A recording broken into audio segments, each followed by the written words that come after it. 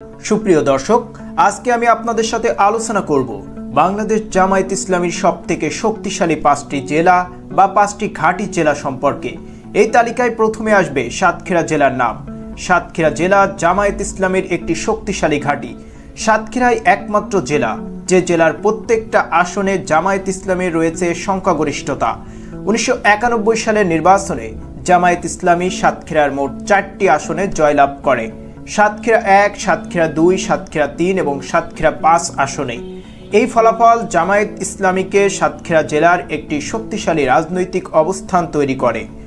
এ সময় সাতক্ষীরা 1 তালা কলারোয়া আসনে জামায়াত ইসলামীর প্রার্থী ছিলেন অ্যাডভোকেট শেখ আনসার আলী। সাতক্ষীরা 2 আসনের জামায়াত ইসলামীর প্রার্থী ছিলেন কাজী শামসুর রহমান।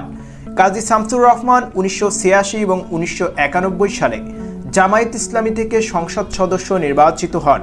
সাতক্ষীরা 3 আসনে জামায়াত ইসলামীর বিজয়ী প্রার্থী ছিলেন অধ্যাপক এম রিয়াসাত আলী বিশ্বাস, যিনি একাধারে 1991 এবং 2001 সালে জামায়াত ইসলামীর সংসদ সদস্য ছিলেন। এছাড়াও সাতক্ষীরা 5 আসনে গাজী নজরুল ইসলাম 1991 সালে জামায়াত ইসলামী থেকে সংসদ সদস্য নির্বাচিত হন। 2001 সালে জামায়াত ইসলামী সাতক্ষীরা জেলার 3টি আসনে জয়লাভ করে, সাতক্ষীরা 2, সাতক্ষীরা 3 এবং সাতক্ষীরা 5।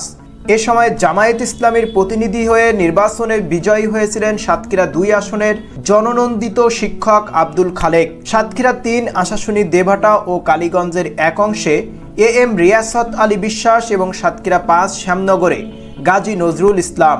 উল্লেখ্য, সাতক্ষীরা 5 আসনটি 2006 সালে বিলুপ্ত হয়। জামায়াত ইসলামীর আরও একটি শক্তিশালী ঘাঁটি জেলা হল চট্টগ্রাম জেলা।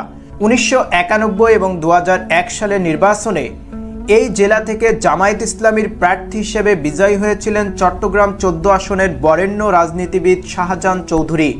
জামায়াত ইসলামীর আরও একটি শক্তিশালী ঘাঁটি হল পাবনা জেলা। 1991 সালে পাবনা 1 আসনে জামায়াত ইসলামীর প্রার্থী ছিলেন মাওলানা মতিউর রহমান নিজামী। তিনি বিজয়ী হয়ে সংসদ সদস্য হন। 2001 সালেও মতিউর রহমান নিজামী জামায়াত ইসলামের প্রতিনিধিত্ব করে বিজয় লাভ করেন। মাওলানা মতিউর রহমান নিজামী 2001 থেকে 2006 সাল পর্যন্ত বাংলাদেশ সরকারের সংস্কৃতি মন্ত্রণালয়ের মন্ত্রী হিসেবে দায়িত্ব পালন করেছিলেন। 1991 এবং 2001 সালের নির্বাচনে পাবনা 5 আসন থেকে জামায়াত ইসলামীর হয়ে প্রতিনিধিত্ব করেছিলেন মাওলানা আব্দুস সোবহান এবং 2 মেয়াদে বিজয়ী হয়ে তিনি সংসদ সদস্যের দায়িত্ব পালন করেন।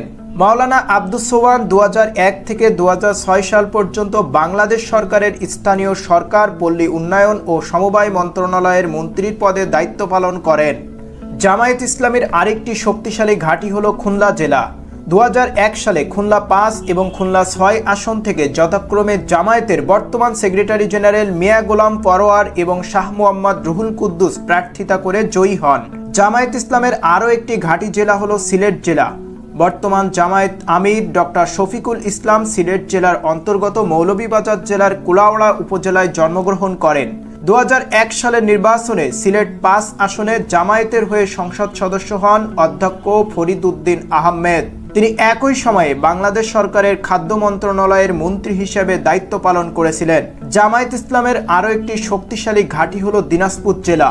2001 সালের নির্বাচনে দিনাজপুর 1 এবং 6 আসন থেকে যথাক্রমে অধ্যাপক আবদুল্লাহ আল কাফি এবং অধ্যক্ষ মাওলানা আজিজুর রহমান চৌধুরী সংসদ সদস্য নির্বাচিত হন। এছাড়াও রাজশাহী এবং নাটোর জামায়াত ইসলামের আরও শক্তিশালী 2টি ঘাঁটি। উপরোক্ত জেলা ছাড়াও কুমিল্লা, ঝিনাইদহ, চাঁপাইনবাবগঞ্জ, নীলফামারী, গাইবান্ধা, বাগেরহাট, পিরোজপুর, পটুয়াখালী, নড়াইল, যশোর সহ বাংলাদেশের বর্তমান সময়ের প্রেক্ষাপটে সারা বাংলাদেশে জামায়াত ইসলাম যথেষ্ট শক্তিশালী অবস্থান তৈরি করতে সক্ষম হয়েছে।